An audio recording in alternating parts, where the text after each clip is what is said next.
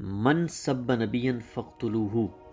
من سب نبی فقتلوہ، جو پیغمبر کی توہین کرے اسے قتل کر دیا جائے گا۔ ہمارے دینی دعوتی لٹریچر، مذہبی اجتماعات اور توہین رسالت کی سزا کی بحثوں کے ضمن میں یہ روایت بہت زور و شور سے پیش کی جاتی ہے کہ من سب نبی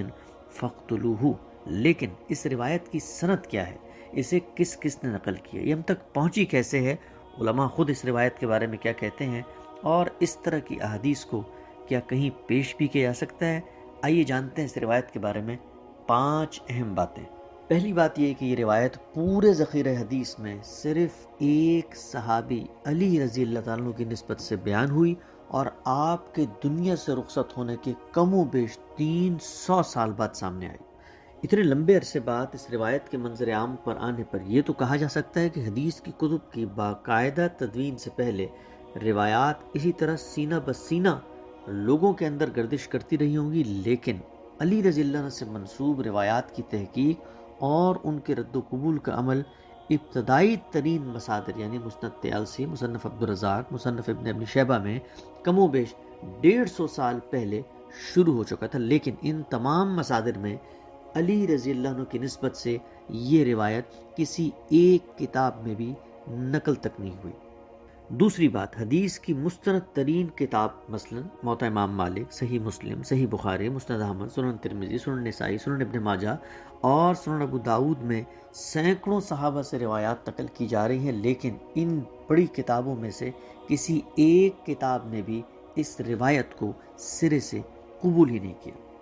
اس روایت کے بارے میں تیسری اہم بات یہ ہے کہ اگر یہ ہدایت رسول اللہ صلی اللہ علیہ وسلم نے رہتی دنیا تک کے لوگوں کے لیے کی تھی تو آپ کے مشن میں شریک باقی صحابہ میں سے اس نوعیت کی کوئی روایت یا پھر صحابہ کے آثار یا اس پر عمل کی کوئی تاریخ ضرور ہم تک پہنچتی۔ روایت کے مضمون سے صاف واضح ہے کہ یہ ہدایت کسی انفرادی معاملے میں نہیں بلکہ ایک شخص کی جان لینے جیسے حساس معاملے میں تھی، لیکن کسی دوسرے صحابی نے اسے نقل تک نہیں کیا۔ چوتھی بات یہ کہ اس روایت کی جتنی بھی سندیں ہمارے سامنے موجود ہیں، علماء کا اس بارے میں اتفاق ہے کہ وہ سب کی سب ضعیف ہیں، اس لیے کہ ان کے اندر ایسے راوی پائے جاتے ہیں کہ جنہوں نے جھوٹ کو گڑھا اور ان پر یہ الزام ثابت ہو گیا۔ علماء اس حدیث کا حکم یہ کہہ کر بیان کرتے ہیں کہ یہ روایت ضعیف ہے، اس لیے کہ اس کی سند میں ایک راوی عبید اللہ بن محمد عمری موجود ہے جس پر خود سے روایت گھڑنے اور جھوٹ بنانے کا الزام ہے۔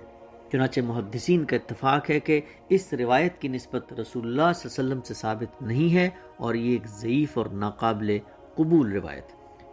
اور پانچویں اور آخری بات یہ کہ اس طرح کی روایات کو رسول اللہ کی نسبت سے بیان کرنا ایک بہت بڑی جسارت ہے، اس لیے کہ رسول اللہ صلی اللہ علیہ وسلم نے خود یہ فرمایا ہے کہ جس نے لوگوں کو گمراہ کرنے کے لیے جان بوجھ کر کوئی جھوٹی بات میری نسبت سے بیان کی تو وہ اپنا ٹھکانہ دوزخ میں بنا لے۔